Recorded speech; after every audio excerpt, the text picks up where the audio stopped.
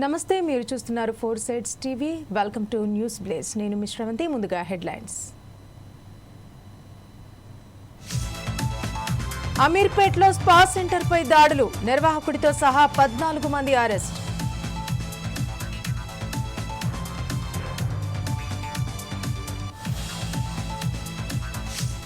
ఈ నెల 27న బీఆర్ఎస్ రజతోత్సవం, భారీగా ఏర్పాట్లు చేస్తున్న బీఆర్ఎస్ పార్టీ.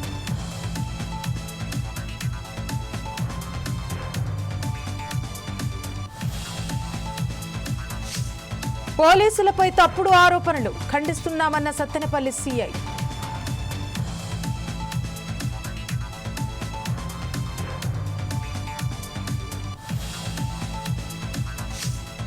రౌడీ షీటర్ ఆత్మహత్యాయత్నం, పల్నాడు జిల్లా సత్తెనపల్లిలో ఘటన.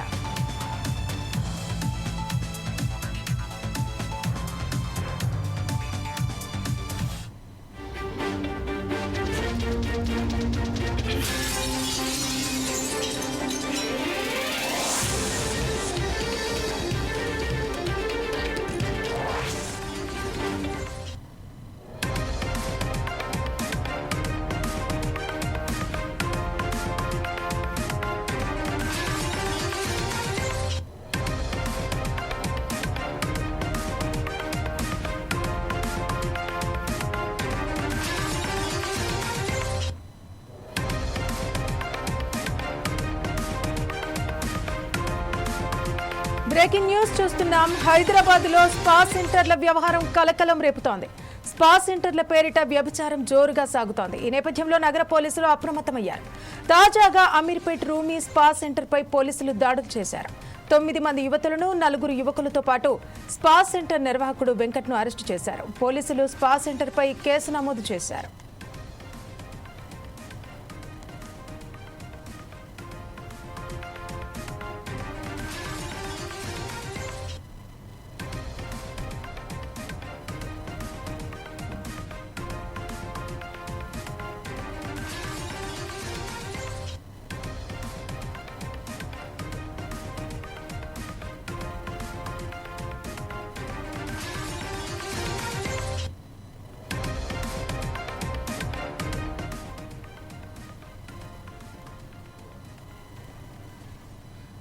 ఓకే, ఈ ఘటనకు సంబంధించి మా రిపోర్టర్ చందు మరిన్ని వివరాలు మనకు అందజేస్తారు. చందు, చెప్పండి, అంటే ఎన్ని ప్రభుత్వాలు వచ్చినా కూడా ఈ స్పా సెంటర్లలో అనేటివి అంటే రాను రాను అదొక వ్యభిచార గృహాల్లాగా మారిపోతున్నాయి. అసలు అక్కడ ఏం జరిగింది? అసలు అరెస్ట్ చేయడానికి గల కారణాలు ఏంటి? పోలీసులు అక్కడ ఏం గుర్తించారు? హైదరాబాద్ మహానగరంలో అయితే స్పా సెంటర్ల ఆగడాలు అయితే వితివిరిపోతున్నాయి. రోజు రోజుకైతే వ్యభిచారం పెరిగిపోతుంది. ఈ స్పా సెంటర్లో అమ్మాయిలను అయితే ఇతర రాష్ట్రాల నుంచి అయితే తెప్పించి స్పా పేరుతో, మసాజ్ పేర్లతో వ్యభిచారం అయితే చేయిస్తున్నారు. అదే కోణంలో ప్రతిరోజు పోలీసులు అయితే దాడి చేయడం అయితే జరుగుతుంది. నిత్యకృతంగా మారింది ఈ స్పా సెంటర్లపై దాడి చేయడము, వాళ్ళ అమ్మాయిలు దొరకడము, మళ్ళీ వాళ్ళు యథావిధంగా వ్యభిచారం అయితే నిర్వహిస్తున్నారు. ఇదే నేపథ్యంలో నిన్న అమీర్పేట్ రూబీ స్పా సెంటర్లపై పోలీసులు అయితే దాడి చేశారు. ఈ దాడిలో కొంతమంది అమ్మాయిలు అయితే దొరికారు. ఈ అమ్మాయిలను స్థానిక పోలీస్ స్టేషన్కి అయితే తరలించారు. అబ్బాయిలను కూడా అదేవిధంగా పట్టుకొని పోలీస్ స్టేషన్కి తరలించారు. ఇదే నేపథ్యంలో మనం చూస్తే గత 3 రోజుల కింద ఎల్బీ నగర్లో వైట్ హార్డ్ పబ్బులో కూడా కొంతమంది అమ్మాయిలు అశ్లీల నృత్యాలు చేస్తూ, వికృత చేష్టలు చేస్తూ అబ్బాయిలను ఆకర్షించేందుకు అర్ధనగ్నంగా డ్యాన్సులు చేస్తూ దొరికిన విషయం అయితే తెలిసినదే. ప్రతిరోజు హైదరాబాద్ మహానగరంలో సాయంత్రం అయిందంటే చాలు స్పా సెంటర్లో, పబ్బులలో అమ్మాయిలను తెప్పించి నృత్యాలు చేయిస్తూ, అర్ధనగ్న డ్యాన్సులు చేపిస్తూ అయితే అబ్బాయిలను ఆకర్షిస్తున్నారు. ఈ స్పా సెంటర్లపై నిత్యం పోలీసులు దాడి చేసినా కూడా వీళ్ళ వ్యవహారం అయితే మారడం లేదు. అది ప్రతి హైదరాబాద్ నగరంలో చాలా చోట్ల అయితే స్పా సెంటర్లు నిర్వహిస్తున్నారు. ఈ స్పా సెంటర్లలో ముఖ్యంగా యువకులను మాత్రం ఆకర్షించే విధంగా వాళ్ళకి ఫోన్ చేసి, మా స్పా సెంటర్లో మంచి మసాజ్ చేస్తాం, మీకు ఇది ఫుల్ మసాజ్, హాఫ్ మసాజ్ అనే పేర్లతో రప్పించి ఆ తర్వాత ఆ అమ్మాయిలతో, అందమైన అమ్మాయిలతో వాళ్ళకు మాట్లాడించి వాళ్ళ మసాజ్ చేయించి వాళ్ళు ప్రేరేపించే విధంగా చేసి వాళ్ళనైతే ఆకర్షించేలా చేసి వ్యభిచారాన్ని దింపుతున్నారు. ఈ వ్యభిచారాన్ని దింపిన నేపథ్యంలో యువత అయితే పాడవుతుంది, డబ్బులు వాళ్ళ జేబులో గుల్లవుతున్నాయి, కుటుంబాలు అయితే నాశనం అవుతున్నాయి. ఈ నేపథ్యంలో హైదరాబాద్లో సెంటర్లలో చాలా స్పా సెంటర్లో ఈ వ్యవహారం అయితే నడుస్తుంది. ఈ వ్యవహారానికి ముఖ్య కారకంగా స్పా సెంటర్లు నిర్వహించే యజమానులు అయితే ఎవరైతే ఉన్నారో మాకు కోర్టు ఆర్డర్ ఉందని చెప్పడం, ఆ కోర్టు ఆర్డర్ ఉండడంతో ఎవరైనా తనిఖీ చేసే అధికారం లేదంటూ చెప్పడంతో కొంతమంది అంటే పోలీసు వ్యవస్థ కూడా అందులోకి వెళ్ళి డైరెక్ట్ తనిఖీ చేసే విధంగా లేకపోవడంతో వారు కూడా కొంత ఎన్కడుగు అయితే ఇస్తున్నారు. టాస్క్ ఫోర్సులు కానీ ఎస్ఓటీస్ పోలీసులు వాళ్ళు కూడా వీళ్ళు తనిఖీలు చేయడం అయితే జరుగుతుంది. ఇది డెక్ ఆపరేషన్ చేస్తే కానీ వీళ్ళు అమ్మాయిలు ఉన్నారని చెప్పి కండోమ్స్ ద్వారా వీళ్ళను పట్టుకోవడం జరుగుతుంది. నిత్యం ఈ యజమానులు కూడా వీళ్ళు ఏం చేస్తున్న స్పా సెంటర్ నడిపించే యజమానులు అయితే అక్కడ ఉన్న లోకల్ కొంతమందిని మెయింటైన్ చేసుకుంటూ మామూలు ముట్ట చెప్పడం వల్ల కూడా ఈ స్పా సెంటర్లు అధికంగా నడుస్తున్నాయని చెప్పుకోవచ్చు. అమ్మాయిల కూడా ఇతర రాష్ట్రాల నుంచి, ముంబై నుంచి, ఢిల్లీ నుంచి, ప్రాంతాల నుంచి తీసుకురావడం, అందమైన అమ్మాయిలను తీసుకురావడం, కొంతమందిని అయితే యువతలను వాళ్ళ ఆర్థిక పరిస్థితి బాలేని పరిస్థితుల్లోనూ వాళ్ళ ఆసరా చేసుకొని ఈ స్పా సెంటర్ యజమానులు అయితే వారిని ఈ స్పా మేము నేర్పిస్తాం, మీ స్పా నేర్చుకోవడం వల్ల, ఈ స్పా మసాజ్ నేర్చుకోవడం వల్ల మీ లైఫ్ సెటిల్ అవుతుందని చెప్పడం, ఆ అమ్మాయిలు కూడా వీళ్ళ స్పా సెంటర్ యజమానులు చెప్పే మాటలు నమ్మి స్పా సెంటర్కి వచ్చి మసాజ్ నేర్చుకోవడం, ఆ తర్వాత మెల్లమెల్లగా వాళ్ళను వ్యభిచారానికి దించడం, వాళ్ళ ఆర్థిక పరిస్థితిని ఆసరా చేసుకోవడం, వ్యభిచారాన్ని దించడం, వ్యభిచారం దించిన తర్వాత వీరు పర్సనల్గా బ్లాక్మెయిల్ చేయడం కూడా, అంటే అమ్మాయికి ఇష్టం లేకపోయినా అమ్మాయి నేను బయటికి వెళ్తా అంటే నీ గతంలో చేసిన వీడియోస్ మా దగ్గర ఉన్నాయి, మీరు గతంలో మాట్లాడిన కాల్స్ రికార్డ్స్ మా దగ్గర ఉన్నాయని చెప్పి బ్లాక్మెయిల్ చేయడం, వారిని ఈ ఊబి నుంచి బయటికి వెళ్లకుండా అయితే ఖచ్చితంగా తయారైతే చేస్తున్నారు. ప్రతి మా సెంటర్ చూసుకుంటే హైదరాబాద్ అమీర్పేట్ కావచ్చు, సికింద్రాబాద్ కావచ్చు, ఎల్బీ నగర్ కావచ్చు, జూబ్లీహిల్స్ కావచ్చు, బంజారాహిల్స్ కావచ్చు, ఇలా పలు ప్రాంతాలలో ముఖ్యమైన ఐటీ ప్రాంతాలలో అయితే ఈ స్పా సెంటర్లో వ్యభిచారం అయితే జరుగుతుంది. ఈ వ్యభిచారానికి ముఖ్యంగా పోలీసులు అయితే కట్టుదిట్టమైన ఏర్పాట్లు చేసి దీన్ని స్పా సెంటర్లో నడుస్తున్న వ్యభిచారాన్ని అయితే అడ్డుకట్టేయాల్సిన బాధ్యత అయితే పోలీసు వ్యవస్థ మీద అండ్ టాస్క్ ఫోర్స్ వ్యవస్థ మీద, గవర్నమెంట్ మీద కూడా ఉంది. గవర్నమెంట్ కూడా, ప్రభుత్వం కూడా దీని మీద ఖచ్చితంగా ఆలోచించాలి. ఎందుకంటే నేటి యువత, చదువుకున్న యువత, దేశ భవిష్యత్తును కాపాడే యువత ఈ స్పా సెంటర్లకు వెళ్ళి మసాజ్ అనే పేరుతో వెళ్ళి అక్కడ అమ్మాయిల ఊబిలో పడి వ్యభిచార గుహలో దొరకడం, ఆ తర్వాత ముఖం చూపించుకోలేక కొంతమంది సూసైడ్ అయితే చేసుకోవడం కూడా జరుగుతుంది. ఆర్థికంగా, మానసికంగా, విద్యాపరంగా ప్లస్ వాళ్ళ కుటుంబాలు రోడ్డు పైన పడుతున్నాయి, ఆత్మహత్య చేసుకున్న సందర్భాలు కూడా ఉంటున్నాయి. కాబట్టి ఈ స్పా సెంటర్లపై ఖచ్చితంగా ప్రభుత్వం ఒక చట్టం అయితే తీసుకొచ్చి పోలీసుకి ఫుల్ రైట్స్ ఇచ్చి ఈ స్పా సెంటర్లను అయితే మూసివేయాల్సింది, అంటే ఈ వ్యభిచారం ఏవైతే నడుపుతున్నో వాటిని ఖచ్చితంగా మూసే విధంగా ప్రయత్నాలు అయితే చేపట్టాలి. స్రవంతి. ఓకే చందు, అంటే ఇప్పుడు పోలీసులు అక్కడికి వెళ్ళి చూసిన తర్వాత అక్కడ ఏమైనా ఎటువంటి రకమైన మత్తు పదార్థాలు కనుక దొరికాయా? అండ్ అంతేకాకుండా హైదరాబాద్లో ఉన్నటువంటి మిగతా స్పా సెంటర్లను కూడా తనిఖీ చేసే అవకాశం ఏమైనా ఉందా? పోలీసులు ఏమంటున్నారు? ఖచ్చితంగా అక్కడ వీళ్ళ దగ్గర అవుతాయి కండోమ్స్ సంబంధించిన, అంటే కొంతమంది మందు, అంటే మద్యపానం కానీ ఇలాంటివి మత్తు పదార్థాలు కూడా అక్కడికి వారు స్పా సెంటర్ యజమానులు అయితే సప్లై చేస్తుంటారు.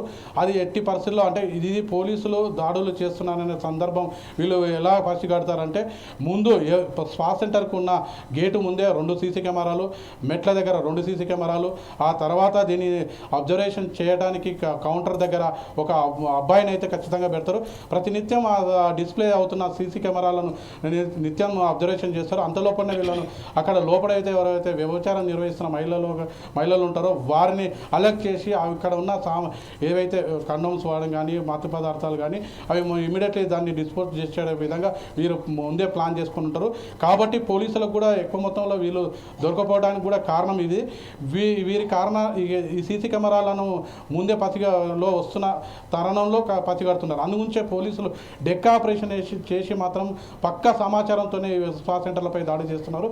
ఈ లేని నేపథ్యంలో వీళ్ళు స్పా సెంటర్ వాళ్ళు కూడా కొంతమంది ఏం చేస్తున్నారంటే మాకు కావాలని చెప్పి వచ్చి సతాయిస్తున్నారు, మా అమ్మాయిలు కావాలని చెప్పి ఉల్టా వీళ్ళ మీద అభియోగం అయితే చేస్తున్నారు. దానివల్ల కూడా కొంత పోలీసు వాళ్ళు కూడా వెళ్ళడానికి కూడా వెనకడుగు వేస్తున్నారన్న సందర్భం తెలుస్తుంది స్పా సెంటర్ల విషయం ఇలా. Okay, thank you Chandu.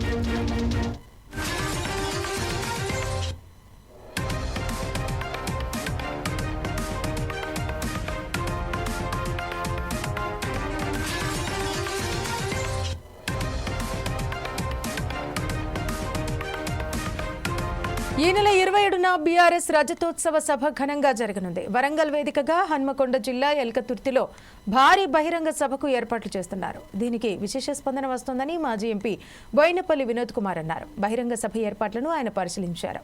ఈ గులాబీ జాతరకు భారీ సంఖ్యలో కార్యకర్తలు తరలి వస్తారని ఆయన ఆశాభావం వ్యక్తం చేశారు. ట్రాఫిక్ సమస్య తలెత్తకుండా అన్ని ఏర్పాట్లు చేసినట్టు తెలిపారు.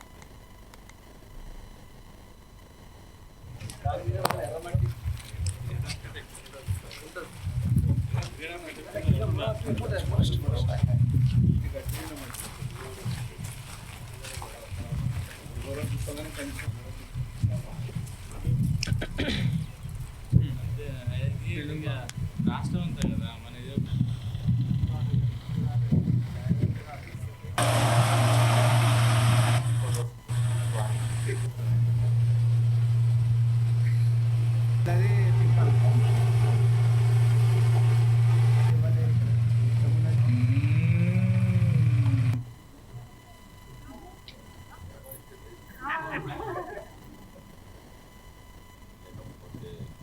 ఆదిలాబాద్ జిల్లా నుంచి కానీ ఖమ్మం జిల్లా దూరం నుంచి వచ్చేయడం వాళ్ళకి అందరికీ కూడా ఎలాంటి ఇబ్బందికర పరిస్థితులు ఉండకూడదని చెప్పి మరి ఇటువైపు వచ్చేటువంటి మరి అన్ని రహదారులను కూడా చిన్న చిన్న ఆటంకాలు ఏమన్నా ఉన్నప్పుడు కూడా వాటన్నిటిని కూడా క్లియర్ చేసేస్తాం.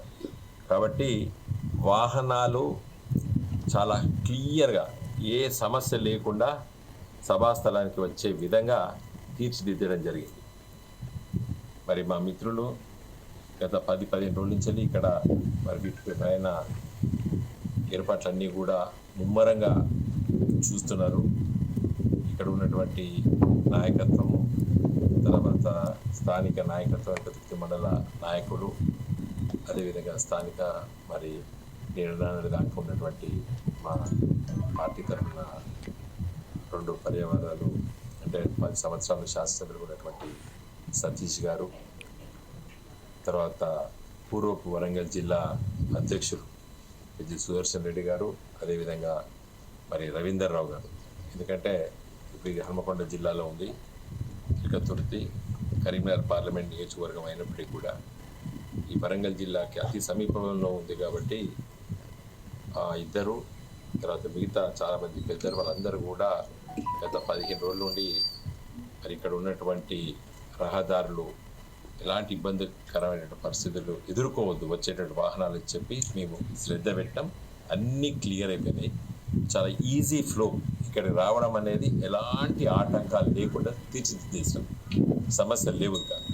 కాబట్టి వివిధ జిల్లాలో 33 జిల్లాల నుండి వచ్చేటువంటి మా నాయకత్వము మరి ఇక్కడికి వచ్చేసి ఈ బహిరంగ సభను బ్రహ్మాండంగా దిగ్విజయంగా ఈ సభ జరుగుతుందనేటువంటి విశ్వాసం మా నాయకత్వానికి ఉంది, మా కార్యకర్తలకు ఉంది. ముఖ్యంగా ప్రజాస్పందన ఎందుకు ఇంత గొప్ప ప్రజాస్పందన అంటే కారణం ఒకటే, తెలంగాణ రాష్ట్రాన్ని సాధించిన పార్టీ గులాబీ. కరీంనగర్ జిల్లాలో మంత్రి పొన్నం ప్రభాకర్ పర్యటించారు. సోమారంలో వరి ధాన్యం కొనుగోలు కేంద్రాన్ని మంత్రి ప్రారంభించారు. వరి ధాన్యంలో తేమ శాతాన్ని చూసి ధాన్యాన్ని తూకం వేశారు. గ్రామానికి మొదటిసారి ఐకేపీ ధాన్యం కొనుగోలు కేంద్రాన్ని ప్రారంభించడంపై మంత్రి హర్షం వ్యక్తం చేశారు. సైదాపూర్లో కళ్యాణలక్ష్మి చెక్కులను మంత్రి పంపిణీ చేశారు. 60 మంది లబ్ధిదారులకు 1,116 చొప్పున ₹60 చొప్పున పంపిణీ చేశారు.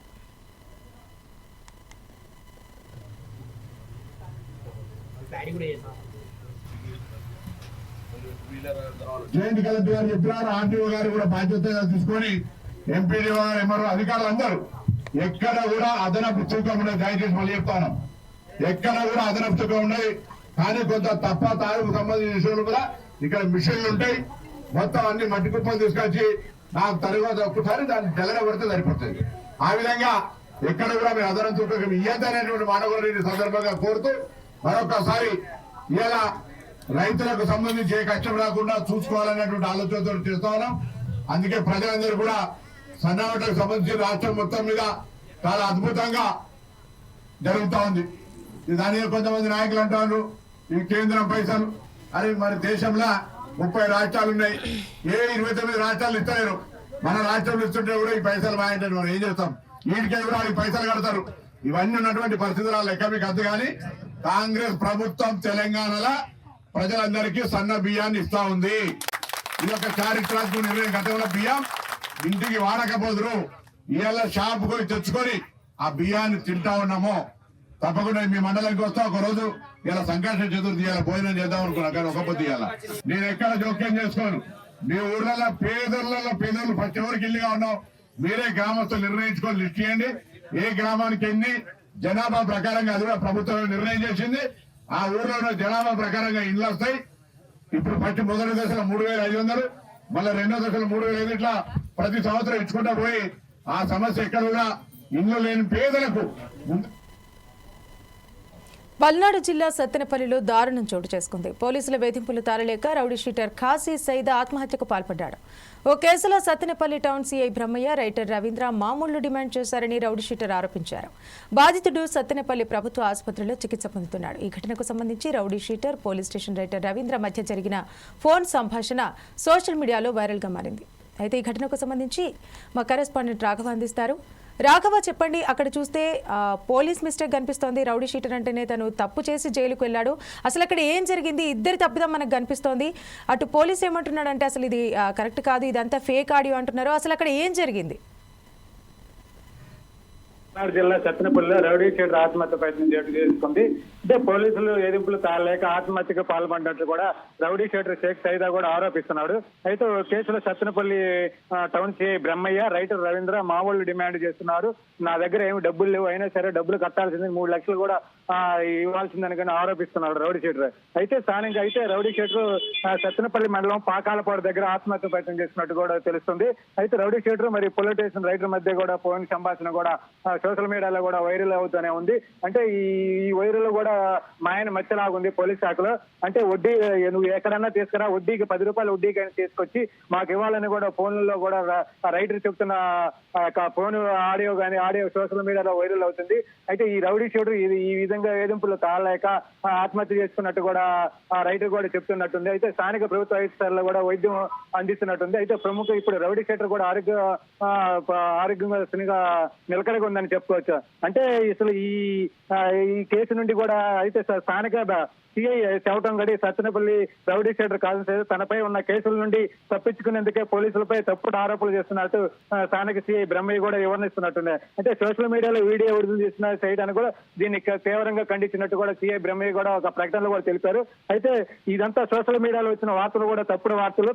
ఈయన తనపై నమోదైన 4-5 కేసులు కూడా ఉన్నాయి రౌడీ షీటర్. అవన్నీ తప్పించుకోవడం కోసం ఇలా ఆత్మహత్య ప్రయత్నం చేసి పోలీసులపై కూడా ఆరోపణలు చేస్తున్నట్టు కూడా స్థానిక సిఐ కూడా చెప్పడం జరుగుతుంది. అయితే దీనిపై ఏదైనా సరే కఠిన చర్యలు కూడా తీసుకోవడం కూడా స్థానిక సిఐ కూడా చెప్తున్నాయి. అయితే ఏదైనా చేసుకోవచ్చు. గుంటూరు జిల్లాలో అయితే పోలీస్ శాఖలో మాయన మచ్చలాగా తయారవుతుంది. అంటే గత 4 రోజుల క్రితం కూడా 11 మందిని గ్వారంట్లో మాధవి అరెస్ట్ విషయంలో కూడా 11 మందిని కూడా వీఆర్ఓ పంపించినట్టు కూడా ఉంది. ఎందుకంటే పోలీస్ శాఖలో కూడా కొంచెం మంది ఈ విధంగా చేసుకోవడం కూడా పోలీస్ శాఖలో కూడా కొద్దిగా మాయన మచ్చలాగా తయారవుతుంది. ఏది ఏమైనప్పటికీ గుంటూరు జిల్లాలో పోలీస్ శాఖలో మటుకి తీవ్ర ఆరోపణలు వ్యక్తం చేస్తున్నట్టు కూడా ప్రజల్లో కూడా ఉంది. అంటే ఫ్రెండ్లీ పోలీస్ అనే వ్యవస్థను కూడా తీసుకొచ్చి కూడా ప్రభుత్వానికి ప్రజల మధ్య కూడా ఫ్రెండ్లీ పోలీస్ వ్యవస్థను ఒక వ్యవస్థను కూడా తీసుకొచ్చి ప్రభుత్వం కూడా ఈ విధంగా చేస్తున్నా సరే ప్రజల యొక్క న్యాయం జరుగుతుందని పోలీస్ స్టేషన్ కి పోతే పోలీస్ స్టేషన్ లో మామూలు ఒత్తిళ్లతో కూడా ప్రజలు ఇబ్బంది పడుతున్నట్టు కూడా పక్క అవపడుతుందని చెప్పుకోవచ్చు. ఎందుకంటే ప్రముఖంగా రాష్ట్రంలోనే గుంటూరులోనే చెప్పుకోవచ్చు. అంటే పోలీస్ శాఖలో కూడా ఎక్కువగా కొన్ని చోట్ల ఇవి మొన్న గోరంట్ల మాధవ్ 11 మంది, అంతమంది అచ్చంపేట పోలీస్ శాఖలో కూడా వీఆర్ఓ పంపించినట్టు, ఇప్పుడు స్థానికంగా సత్యనపల్లి కూడా రైతును కూడా వీఆర్ఓ పంపించినట్టు కూడా తెలుస్తుంది. ఎందుకంటే అసలు ఈ విధంగా ఈ సంఘటనలు చూసుకుంటుంటే పోలీస్ శాఖలో కూడా ఏ విధంగా అంటే స్థానిక మధ్యతరగతి ప్రజలు కూడా పోలీస్ స్టేషన్ కి పోవాలంటే కూడా భయం వల్ల కూడా వ్యక్తం చెందుతున్నట్టుంది. అసలు ఏ విధంగా జరుగుతుంది, అసలు ఈ విధంగా ప్రభుత్వం కూడా ఏ విధంగా చర్యలు తీసుకుంటుంది, ఈ విధంగా గుంటూరు జిల్లాలో ఎక్కువగా పోలీస్ శాఖలోనే జరుగుతున్న వల్ల ప్రభుత్వం కూడా ఇప్పుడు కూడా చర్యలు తీసుకోవాలని కూడా ప్రజలు కూడా పెద్ద.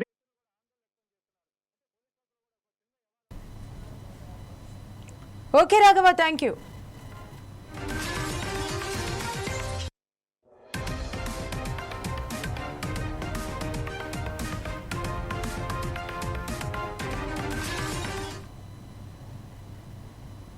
మరిన్ని వార్తలు విశేషాల కోసం చూస్తూనే ఉండండి 4 Sides TV. నమస్తే.